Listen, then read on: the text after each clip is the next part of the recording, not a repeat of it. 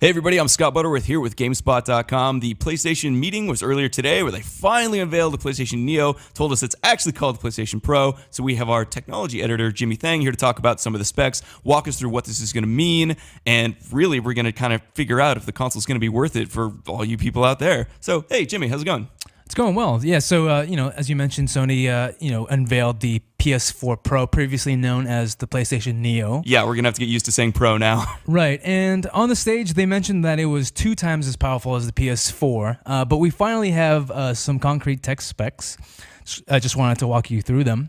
Sure. We're still using a AMD system on a chip, SoC. It's x86, so it's the same kind of CPU architecture that you kind of have in a typical PC. On stage, they didn't mention teraflops, but we do have them. It's 4.2 teraflops. How does that compare to, are you going to get into the Scorpio? That's the big question. Less than Project Scorpio's 6 teraflops. Gotcha. It's based off of AMD's Polaris GPU architecture, which is the same GPU architecture that's used in AMD's recently released RX 480 graphics card. And it shares a lot of similarities to that card too, because it also has the same amount of VRAM, video RAM, and that's 8 gigabytes of GDDR5 memory. Gotcha. And so if we're using the RX 480 as sort of a point of comparison, I know we kind of talked off camera about like what does that mean? Yeah, just for a frame of reference, like if this was a gaming PC, what would these specs, like where would it kind of land on the spectrum? So as far as I can tell, the closest thing in the PC space is the RX 480, and that is generally seen as a card that's like really good for 1080p gaming.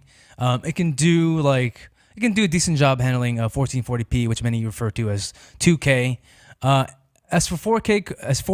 As for 4K, however, it's not really known as a 4K capable video card, but it can do 4K to, on some like lesser taxing games. Interesting. It's really interesting to hear you say that it's not super built for 4K, because obviously Sony was really pushing that during the presentation and talking about the glory of 4K and like the depth of color of HDR. So what is this actually going to mean then? Will this not be for people out there who actually own 4K televisions, is this going to perform the way they're hoping or expecting it will? So, the PS4 Pro can do 4K, but Sony isn't mandating all game developers to push 4K. So that is an important distinction to make.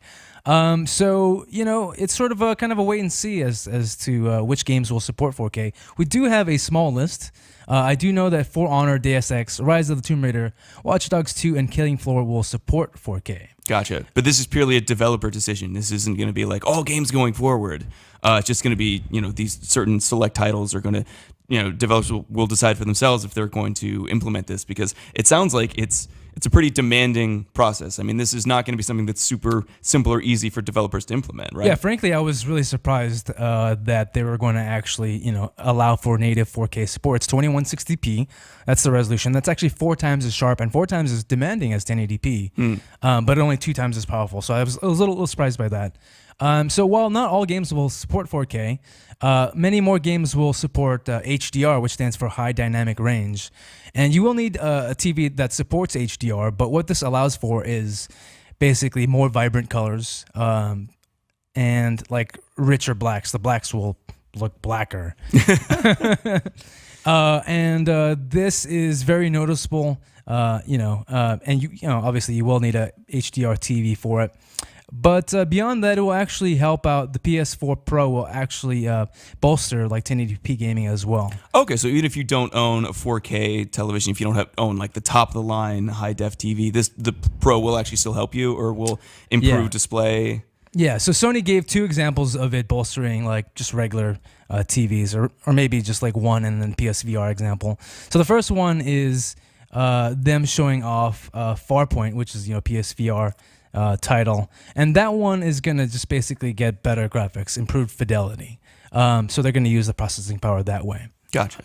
The other one was Shadow of Mordor, was shown off using SSAA, which is super sampling anti-aliasing.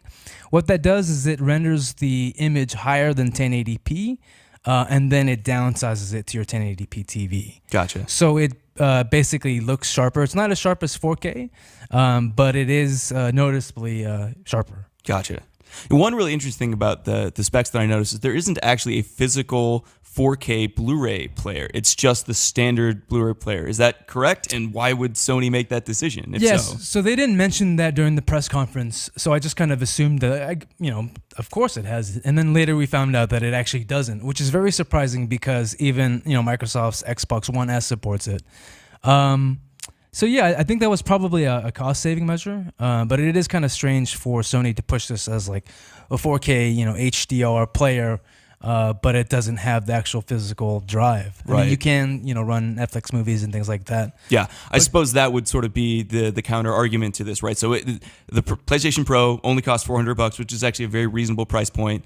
It's only $100 more than the standard PS4. And yeah, they were pushing, like, they mentioned that Netflix, there's going to be 600 hours worth of 4K content available by the end of the year. So if you're just treating it as a digital box, the lack of a physical media player actually doesn't really matter. So I mean, I don't know if that really excuses the absence of a 4K Blu-ray player, but I mean, at least you're not totally stranded. You have options. Right. They also mentioned some other specs. We know the hard drive size. It's going to be 1 terabyte. I was hoping for an SSD, but that's kind of wishful thinking because SSDs are pretty expensive. It's probably a 5,400 RPM drive, and I was hoping for 7,200 RPM, but it is, again, cheaper.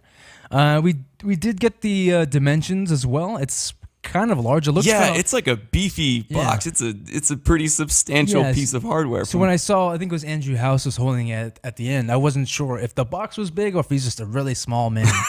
But the dimensions are 11.6 by 2.1 by 12 inches. So it is pretty sizable. Yeah, and I think you said it weighs like, what, 7 pounds? 7.2 pounds. So which is quite a bit more than the PS4. Right. But in a way that makes sense because, I mean, it's housing some more substantial hardware than the traditional PS4. Sure.